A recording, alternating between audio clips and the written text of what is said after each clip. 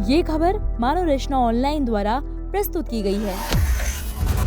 मोदी जी के फैन तो आप उस दिन भी थे जब आपने $50 50% का टैरिफ लगाया। मोदी जी के फैन तो आप उस दिन थे जब सरेआम आप उनको बेइज्जत करते रहे कि 40 बार मैंने आपने कहा कि मैंने ऑपरेशन सिंदूर बंद कर दिया। बड़े भारी फैन है मोदी के आपने। मोदी जी तब भी प्रधानमंत्री थे जब हथकड़ी बेड़ी में हिंदुस्तानियों के खेप की खेप हवाई जहाज में आपने हिंदुस्तान भेज के भारत माता का अपमान किया था, दिल दुखाया था। मोदी जी के फैन तो आप उस दिन भी थे जब आपने $50 50% का टैरिफ लगा दिया था हिंदुस्तान में। मोदी जी के फैन तो आप उस दिन थे जब सरेआम आप उनको बेइज्जत करते रहे कि 40 बार आपने कहा है कि मैंने ऑपरेशन सिंदूर बंद कराया।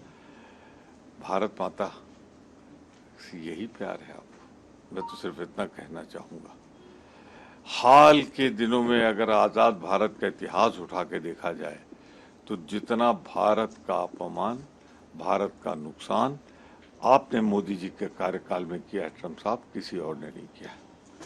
पश्चिम बंगाल में एक जो चुनाव हुआ उसमें तकरीबन 1 लाख से ज़्यादा से टीएमसी जीती है और साफ तौर पर अब जो है प्रधानमंत्री मोदी भी उस जीत का जिक्र कर रहे हैं, कह रहे हैं कि लोकतंत्र की जीत हुई।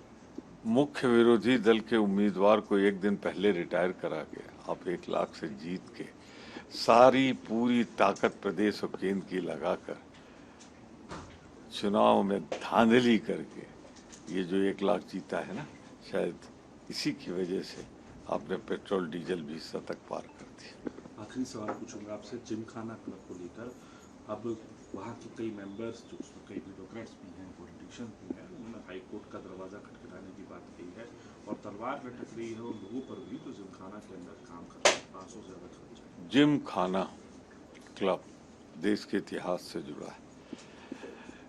तमाम प्रगति हुई है, विकास हुआ है देश का, जिमखाना क्लब वहीं रहा। तमाम प्रधानमंत्री उस निवास में रहे, जिमखाना नहीं हटाया गया। और अब तो सुना है प्रधानमंत्री आवास भी शिफ्ट होने वाला है, तो क्यों जिमखाना बंद किया जा रहा है? जिमखाना बंद होने का मैं विरोध करता हूं।